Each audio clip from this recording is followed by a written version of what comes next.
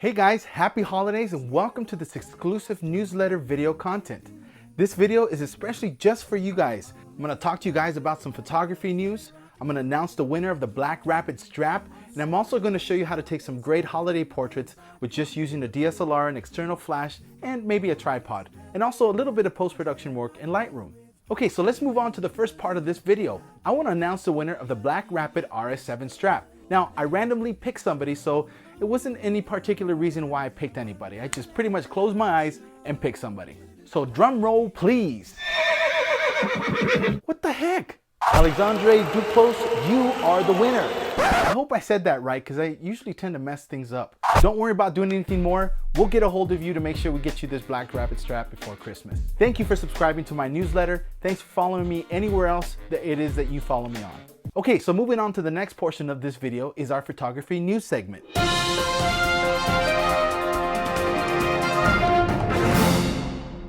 This January, CES is again hosting their annual Consumer Electronics Show. Now, what is at this show? Only the biggest names in electronics. Canon, Nikon, the whole 9 yards. Everybody's gonna be there. And both Canon and Nikon are gonna make some pretty big announcements come January. This event will be from January 10th to January 13th. So make sure you keep watching, as I will be there and reporting from CES. One of the biggest things between Canon and Nikon that's happened this year is the tsunami. Unfortunately, it did slow down a lot of production. So a lot of items that you would otherwise would have seen by Christmas time was not available. So what does this mean for you guys? Well, that just means that you'd have to wait a little longer for some of the new hot products that are coming out. There's been a lot of talks about the 5D Mark III coming out, which still hasn't come out, and they've been talking about that since the beginning of this year. Now, the 5D Mark III is supposed to make its debut sometime next year. Not exactly too sure when. Talks about what it will sport, still about a 21 megapixel camera. It will have some new features on it. It's still cloudy of all the details that it will come with, but the upside is that the 5D Mark II has come down in price. Now, not a whole lot for me to do backflips over. Oh no! Oops! At least it's coming down still. Another thing that is relevant to us photographers who can afford more of these pro DSLR cameras, not so much the super high-end cameras, is a T4i. Yes, folks, you heard it right. There is a T4i in the rumor mill right now. Now, again, details are a little cloudy, but we'll see what happens between now and January as they announce more of what's coming up. So a 24 megapixel camera for T4i, a Rebel line, wow, that's pretty impressive. Now, the last big thing that has been happening this year, and I won't talk so much about this, is the 1DX and now the D4 from Nikon. Now, these are like two super cameras that have come together and are basically battling it out. I've created the 1DX that is more powerful than yours. Wrong again, I've created a D4 that will crush your camera. Ugh, I was wrong. Yours is more powerful. Now, the 1DX at this point for me is kind of taking the lead. That's not to say that the D4 won't catch up or won't sport some pretty good features by the time January rolls around, but right now the 1DX does sport a 18 megapixel camera, shoots at 14 frames a second in JPEG mode and 12 frames a second in RAW format. It also sports the new Digic 5 Plus processor. Now, this processor is a little different from the ones that are going to be coming in the new Rebel line cameras or the 5D Mark III. Those are Digic 5 processors, but this one is a little faster. It also sports a 61 autofocus point system, a 21 cross type sensor, and an ISO range of 50 to 204,000. Well, that's pretty much for the news. If you guys want to know more information about some of these cameras, you can visit my other videos that I posted up last week. I interviewed Tamron, Sigma, Nikon, Leica, a whole bunch of other guys there. So make sure you guys check out those videos. Okay, moving on. Let's move into the fun stuff. Let's learn how to take some pretty cool holiday pictures that look like this with just using your DSLR, an external flash, and possibly a tripod, and also a little bit of Lightroom. All right, let's get this show on the road. All right, guys, so here we are with our cameras. Now, the first thing you want to make sure is that the flash is never pointed directly at your subject. Now, some of you may know this already, but I want to make sure that you guys understand when you're taking pictures of a tree and your subject in front of it, that this flash is not firing directly in your face. We're going to take our flashes, move it to an off position facing upwards or facing backwards. So a number of ways you can configure your flash that won't directly hit your subject. Why do we do this? We want this flash to hit a smooth surface, a reflective surface.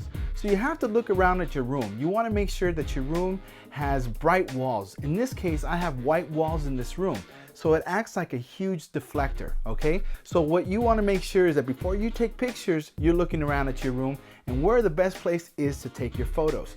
Now, let's face it, not every part of the room is going to be a picturesque spot. So you want to make sure that you scope out the area where you're going to be shooting. Usually around the tree is a pretty good area that is well lit. Let me give you an example. I'm going to take a couple pictures of this tree with my flash, and I'm going to point it directly at the tree, and one I'm going to point away from the tree and allow it to reflect evenly. Okay, as we can quickly see with these two images, on the left we have the flash that is pointed directly at the tree, which creates some harsh shadows and unflattering light.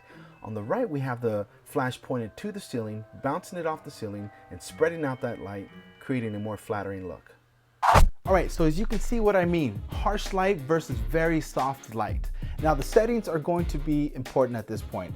Now we're going to shoot in manual mode because we want to make sure that you guys get used to shooting in manual mode.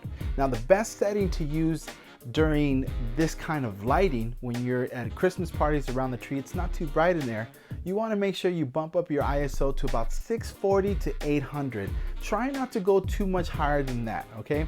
The next thing you're going to want to do is make sure that you set your aperture to the lowest point possible. So if yours goes down to 1.8 like I have on this lens here, if you guys don't have this 50mm lens, I urge you guys to go and buy it. It is about 125 bucks at the most. You can find it between 100 and $125. So make sure you guys check out this lens. This is a great lens to shoot portraits with, okay? I'm actually using my 5D, but it doesn't matter. You can use whatever camera you have to shoot these exact same shots. Now your flash has a bunch of manual settings on it.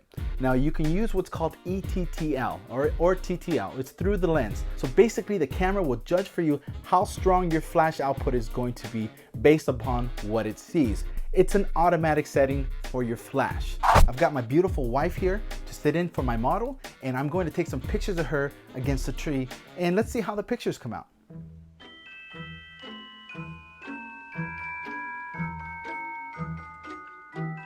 Okay, two things I want to quickly bring up to you. Your first one is your shutter speed. Your shutter speed should start right around 200 with the settings I've already given you. So make sure you adjust it accordingly. You can go up a little bit, you can go down. Just keep an eye on the exposure, that you're not overexposed and underexposed. Second thing is, portrait shots are always meant to be nice and close and tight. So make sure you don't leave too much around your subject to distract away from whomever or whatever you're shooting. Okay, so now that I've shown you guys how to take some pretty cool holiday portraits with just some basic equipment, click right here to watch this video and I'll show you how to do some pretty cool post-production work. It's nothing too much. You don't have to exaggerate it. You don't have to get all crazy with all the effects and all the tools that are there. Just some simple, easy to follow tips and tricks that'll get your pictures looking really professional. I want to remind you guys to go back to the newsletter and click on all the cool stuff that we've left there for you. There's a lot of great holiday gift ideas for photographers, or as a photographer, maybe you want to gift to somebody else. There's a section in there called Local Snaps, which is a really cool section that shows you different places where you can take awesome pictures here in California.